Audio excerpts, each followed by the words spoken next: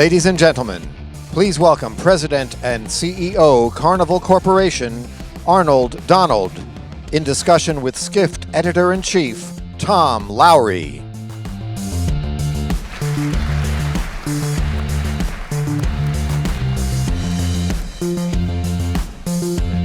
All right. Thank you. Good morning. As you just heard, I'm Tom Lowry. I'm the editor-in-chief of Skift, and it's a great privilege for me to be able to kick off Skift Global Forum with this gentleman to my right. It was no mistake that we're starting with Arnold Donald, the president and CEO of Carnival, because he is front and center on a lot of the issues that you'll be hearing about over the next 2 days. And front and center, I don't know whether that's good or bad, but we'll find out over the next 20 minutes or so. So before we get started, I'd just like to remind you that if you have questions for Arnold, please use the app and the Sessions Q&A tab on your app, and we'll tee those up at the end of our session today. So Arnold, welcome.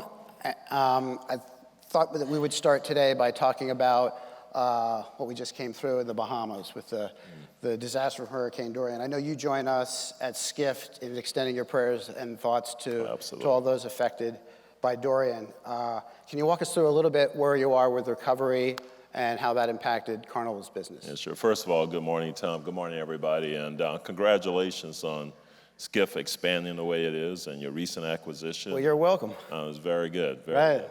So, we're very active in the Bahamas. So first of all, the Bahamas is already recovering. And obviously, we have some private islands there. They're up and running.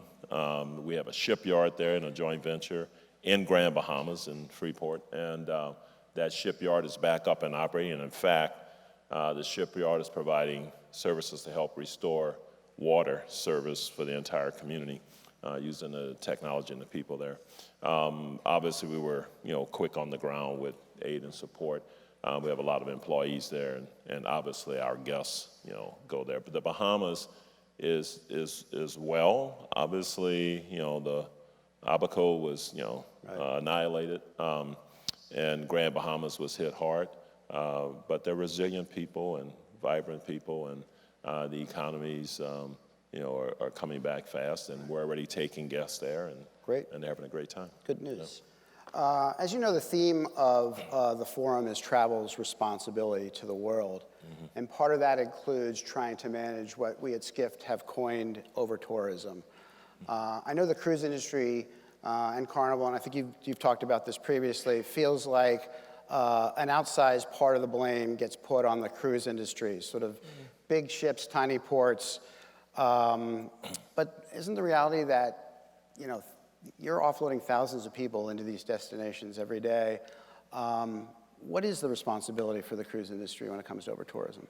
Tom, we go to, small places like Half Moon Cay, and which is a private destination we have in the Bahamas, or Vanuatu, off the coast of Australia, and we go to larger places like Venice and so on and so forth. So if it's a small place where we are pretty much the economy, we are bringing thousands of people, but our responsibility is to work with and respect the locals. Right. It's their home.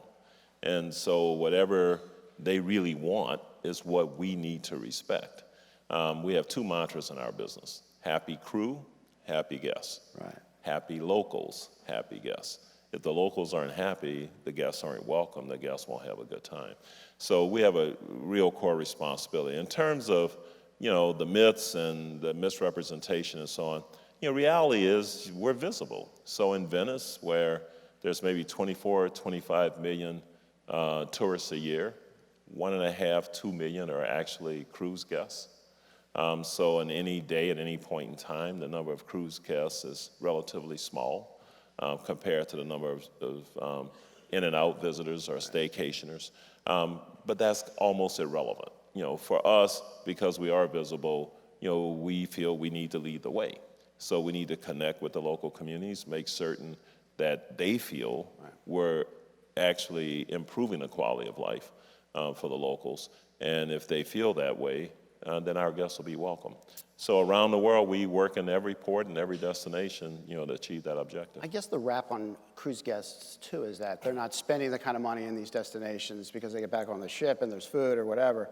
I mean, is there a way around that for the cruise industry in terms of being able to give to the local destinations? It's another myth. Right. The reality is if you talk to the mayor of Dubrovnik, Right. in Old Town of Dubrovnik, he'll tell you, he wants more cruise, but we had to stagger the arrivals and departure of ships so we didn't all arrive at the same time, because you crunch Old Town with all the staycationers. But the reality is, the cruise guests actually do spend well. Right. And they don't spend necessarily, although some will, as much as someone that stands for a week in a hotel. But there are a lot of people that are in towns for a day or two and out. But our guests, they buy art and they do sample the local cuisines, and that's part of the experience. And they take excursions. So the cruise guests actually are a big economic driver. Okay, fair enough. So you mentioned Venice earlier, and Venice was a flashpoint this summer with some of the collisions and so forth. Yeah. And the cruise industry, I think, there's some consensus that the Giudecca Canal, that's something that you've got to address in terms of where ships go. Yeah. I mean, is there a clear path forward for Venice and the cruise industry, or what are the solutions there? We give our maritime advice. Obviously, there's lots of science and stuff that supports what we do. But in the end, they have to decide. Right. And we give our input and our suggestions, but we'll respect whatever decisions that are made. There's different points of view, obviously, within Venice and within Italy. But I would like to simply point out that no one wants to see a near collision and all that. That didn't happen to be one of our ships, but it doesn't matter. It's cruise more broadly. And but the reality is that we're a very safe industry, and we're not damaging Venice or anything. But at the same time, we have to respect whatever the locals want. Right. And has that been a level of frustration in trying to articulate that to the local leaders, or? No, I think, even locals don't always agree with each other, right? And so it's just a part of our business. I wouldn't say frustration. We provide, facts and information, science and all that. But in the end, it's their home. Right. I mean, if somebody comes to my home, they can have all they want, but I've got certain rules about my house, Right. And we have to respect that. And so, they have to get on the same page, or they have a way of processing however they choose to process to arrive at a decision. But we respect, any place we go, we respect the local, laws and et cetera. And again, we try to influence to hopefully help, prosperity of life in that area. And then we do lots of things in the communities everywhere we go, like I just mentioned, and what's happening right now in Grand Bahamas. And by the way, in the Bahamas, we have a major project that we've agreed with the Bahamian government in Grand Bahamas that we're going to go forward with, despite what just happened. We have a second project on Half Moon Cay where we already have property. And so we invest directly in the business, but we also invest in the communities, the hospitals, the arts, et cetera, and education. And so it's, you can't have a successful business if you're not a good citizen wherever you are. I mean, it's not sustainable. So in June, you were where no CEO really wants to be, which is in federal court in Miami. And nobody wants to be in federal court in Miami or anywhere else. Right. Yeah, right. So here's my question. So you agreed to pay a $20 million fine for a probation violation from a conviction in 2016 related to polluting.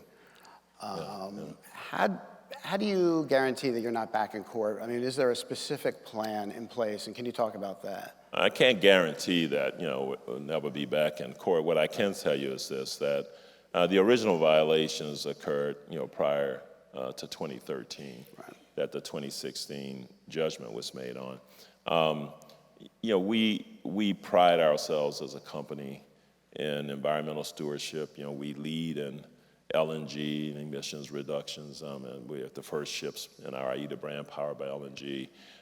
We have phenomenal recycling capabilities on the ship, all that stuff. But in the end, we made a mistake. Right. And if you make a mistake, you got to own up to it, and you have to look at your systems and processes and say, okay, how do we make certain that not only do we not make that mistake again, which we have not, but that we don't make similar related mistakes. Now, we have a complex enterprise. We go to 700 ports around the world. There's different regulations everywhere. We have ships of all size and scale and 13 million guests and 150,000 employees and so on and so forth. But the bottom line is, we aspire to not make mistakes. And so that's what it's about. So for us, what we've done is we've done a lot of things. We brought in Pete Anderson, who is a former federal prosecutor, but also a former court-appointed monitor, et cetera, to head up a new group of ethics and compliance, pulling together stuff from across the corporation that existed and adding additional talent and resources and processes. We've done a number of initiatives in the area of food waste handling, single-use plastics reductions, so on and so forth. So a number of those things we probably would have done anyway, but frankly, this was a call to action and a call for focus and enhanced intention. And our attitude about it is we aspire, to be the best. We always have, and we take this as lessons learned and opportunity for improvement. At Skift this year, we created a beat just to cover plastics and travel. We started that in April, covering plastics and travel. And travel. You just mentioned plastics. Can you burrow down a little bit in what you're doing with single-use plastics or trying not to do with single-use plastics? Yeah, I think, first of all, in the context of oceans, I think it's always important to have context, but in the end, it's the local thing that matters. So the biggest threat to ocean and marine life, by far, is overfishing. You can talk to any expert, and that's the thing that hurts the marine environment the most. So overfishing is by far the biggest challenge. Probably the next one is dead zones, is areas where you have runoff, eutrophication, phosphorus and other things, fertilizers, other stuff coming down there. And then plastics is way down on the list in terms of real risk to the ocean in general. Obviously, there's local pockets of situations where stuff washes on shore and nobody wants that on their beaches and stuff. But it comes from land. Right. Okay, because it's all the stuff, and a lot of it actually historically came from cosmetics, the little plastic beads and stuff. So it goes in the rivers, and the rivers go out into the ocean and whatnot. And so that's where 99.9% of the plastics in the ocean, it comes from land. And so what we do on the ships is, we really just want to lead by example. And so there are certain places where, hygiene and health, because we go to remote places and stuff, plastics are a matter of convenience. But otherwise, we try to avoid single-use, plastics. And we have actual targets to reduce the use on board and so on. For us, it's even more complicated than that. We could have, for example, a non-plastic straw, a straw made from corn or whatever. But if that ends up in food waste that gets discharged, that's still a violation. Right. Because it's solid non-food waste and food waste. And so for us, it goes way beyond the plastics. It goes how we handle everything. But I would just encourage everyone to, reduce their use of, single-use plastics. And then we're looking at various things we can do in working with communities, land-based communities, to either put screens in rivers and other things to keep stuff from flowing into those. How important is your obligation as a company to educate travelers? Because there's, travelers save up, they go on vacation, they may not be thinking about the environment. Yeah. How much of an obligation does Carnival have to say, listen, you need to think about the environment on your vacation? I think as a citizen, as citizens of the world, we have 150,000 employees. They have children and nieces and nephews and siblings and so on. We want a clean environment. Everybody does. And in our business, who wants to go to some polluted beach or polluted place they can't breathe the air? Nobody wants to do that. So number one, it's important for our business, but number one before that, it's just important for mankind. Right. And so I think we do have an obligation to provide, information so people can make good choices. And then we have an obligation not only on how we manage stuff on the ship, but even from a very initial sourcing point, that we're sourcing things that are, inherently better for the environment. Now, you mentioned fuel earlier. Let's talk a little bit about the IMO, which is the International Maritime Organization, and some of the guidelines they put forth for fuel. I understand that a lot of the industry has opted for scrubber technology, which isn't perfect. Where do you stand at Carnival in terms of perhaps using marine gas oil instead of scrubber technology? No. Advanced air quality systems is what we call. We were one of the leaders in developing the technology originally. We use a particular system. The reality is, the science on that, frankly, is that the emissions, because you're taking particulate matter out, and the emissions that come from that are as good, if not better, than machine gas oil. So there's no big advantage to using machine gas oil, versus using an effective advanced air quality system. In fact, there's evidence to suggest the advanced air quality system is even better. Right. So we have them on the vast majority of our fleet. We also have a number of, as I mentioned, ships powered by LNG, which is even further reduction in emission and the cleanest burning fossil fuel. It's still a fossil fuel, but the cleanest burning fossil fuel. We do a lot of research. We have a project going now on one of our ships where we've announced in Germany we're about to put in some lithium battery technology, which we think will allow that ship to go in and out of port. Is LNG the future then? I mean, are you LNG is an immediate future. Is it the long-term future? It's still a fossil fuel. Right. So, down the road, we've got a long way to go on technologies that would be truly zero emissions. But you've got to start. A long time ago, we had a long way to go on, things that could use fossil fuels. So we invest in the research. But I think that, where we are is, again, we follow all laws wherever they are, and we accept that. But our, science would say if you have an effective advanced air quality system, you're fine burning bunker. So we hear a lot about cruising versus flight. Does a Cunard transatlantic, let's say from New York to England, have more of a carbon impact than, let's say, a flight over? Again, you'd have to look at the data. The data people have shown me says that when people are cruising, it's actually a net benefit. Because if they're home or they took an alternative type vacation, you got to factor in all the different modes of transportation, the amount of water used, the nature of how that is all.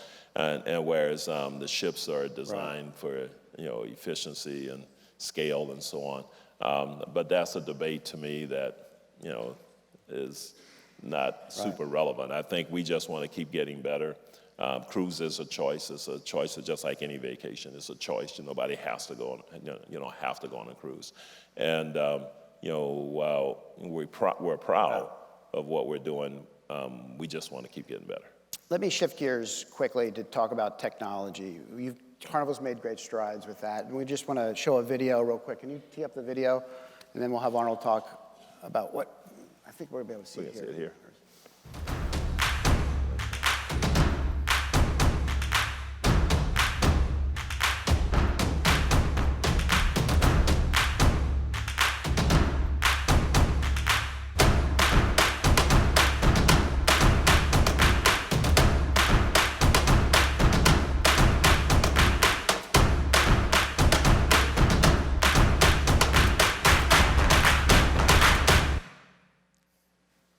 Okay.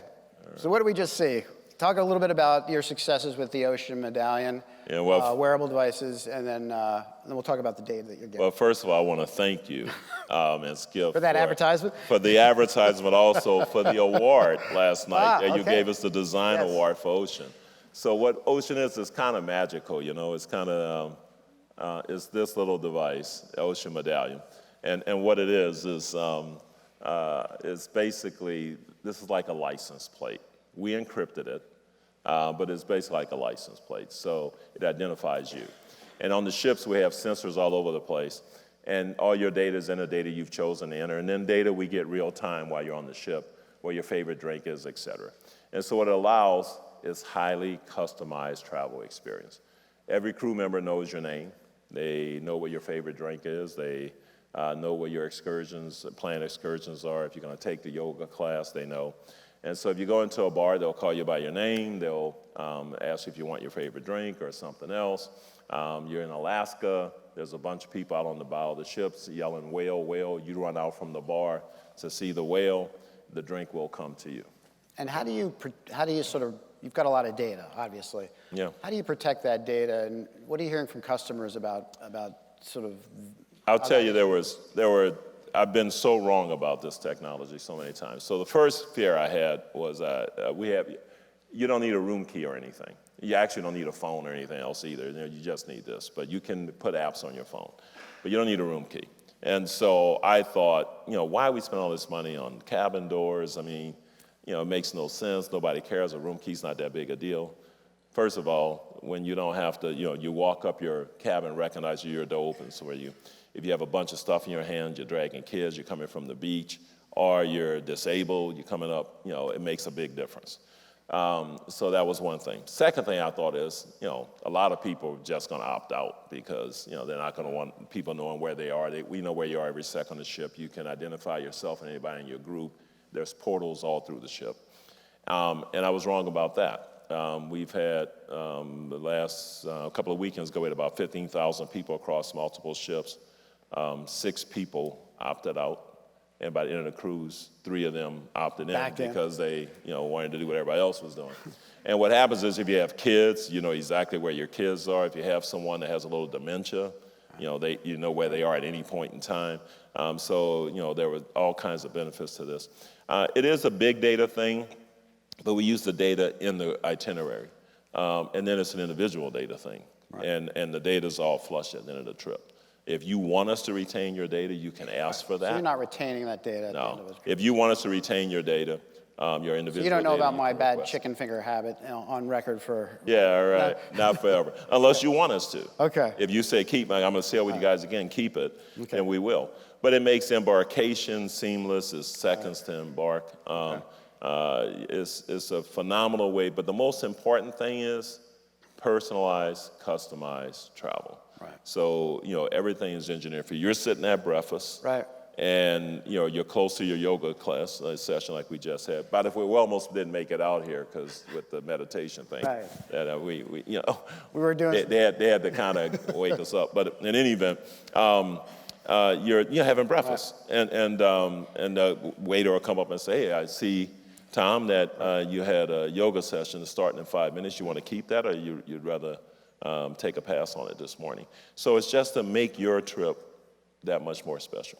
So throughout the arc of your career, and you've had an impressive career as an executive, you're known as a turnaround guy, a turnaround executive. If 10 is job complete, where are you at Carnival right now? Oh, I'd say we're probably 6 or 7.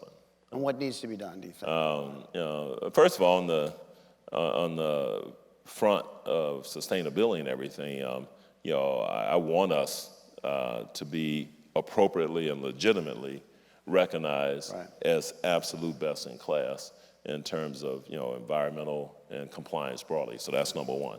And number two, we have the opportunity to we already exceed our guest expectations, $13 billion a year every day, but we've got an opportunity to take it a whole nother level. Part of it in the Princess brand, which is where Ocean is, through the Ocean platform.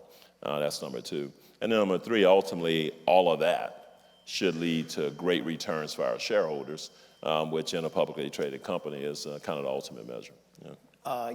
You're the CEO of a roughly $19 billion a year company, and you have a perch where you see the global economy in maybe ways that we don't. Mm-hmm.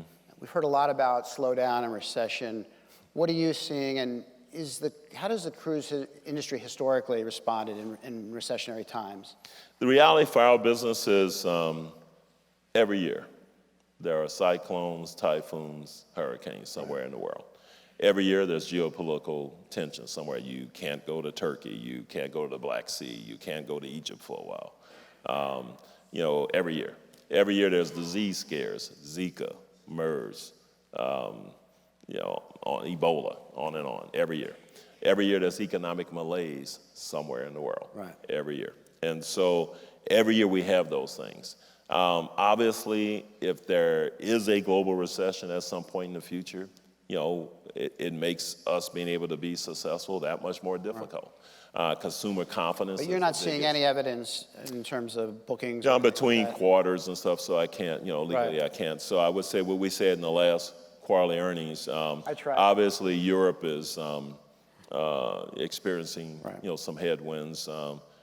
Italy and France, Spain, kind of recession-like, and Germany for the first time saw a reduction in travel overall and what have you. You can see some activity in China where outbound tourism is reducing a bit. So you see things happening around the world. We talked about that in the last quarterly earnings call. And those are headwinds. So our job is to kind of manage through that and still deliver. Let's go, thank you, Arnold. Let's go to some audience questions now. Sure. Okay. The cruise industry, this is from Kevin, seems vulnerable to terror attacks. What are you doing to prevent the threat? A couple of facts again. The cruise ships move at a pretty good clip when they're at sea, and so somebody boarding or something like that is, extremely unlikely. In port, you have 3 levels of, screen. You have the local authorities, you have the port security, and then we have our own security. But you can never say never. And so what we do is we're connected to every intelligence community in the world. My head of maritime is a retired 3-star admiral. He ran the U.S. nuclear submarine fleet and was a Pentagon guy. So we're connected intelligence and enforcement communities everywhere in the world. We pay close attention. We get minute-by-minute updates on what's happening. We keep ships away from areas of risk. And we have terrorist type of defense things on a number of the ships. I won't talk about them, but there's a number of things we can do if somebody tried to accost a ship. Having said that, nothing's perfect. There's always risk. The biggest risk for our business is people being afraid to travel. Right. And so we do everything we can to make certain we don't contribute in any way to that fear. This is from Anonymous. What are your thoughts on the recent episode of Netflix Patriot Act that was highly critical of Carnival, specifically on crew abuse and dosha? So what are your thoughts on the recent episode of the Patriot Act? I didn't see the episode, so I really can't comment. Okay. But critical of Carnival, specifically on crew abuse. Wow. I haven't seen it, so I can't comment on that. All I can say is that I started with the mantra, which is true: happy crew, happy guests. Right. And I can tell you right now, if we're abusing the crew and they're not happy, we're going to know real fast because it's going to be pretty ugly. Right. So I can't say some incident didn't happen.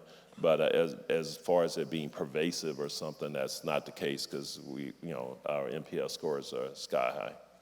Do you have plans to allow third-party travel companies to participate in Medallion if the cruiser opts in? Third-party travel companies. We first, it's new. Right. We invented it. We got 2 patents with 45 claims already approved, a 3rd patent with 90-something claims pending. And so we're going to, internally manage it for a bit to make sure that we can do what we want to do with our guests. But then after that, all bets are off. If you think about it, a cruise ship is everything. It's a hotel, it's a casino, it's an entertainment venue, it's restaurants, it's all of that. And if the technology works in cruise, it can work a lot of other places. Do you track the average in-port spend for Carnival passenger, excluding excursions booked through the company? We track in-port is more difficult to track in total, but we do track in aggregate, from surveys and stuff like that. And typically today, I would say we're still getting 30 cents out of every dollar that a cruise guest spends on their cruise vacation and, in-port versus on board and other. Great. Arnold, listen, we're out of time, but I want to thank you so much. Thank you, Tom. It's always a pleasure. Thank you, guys. Thank you, guys. Thank you. Thank you.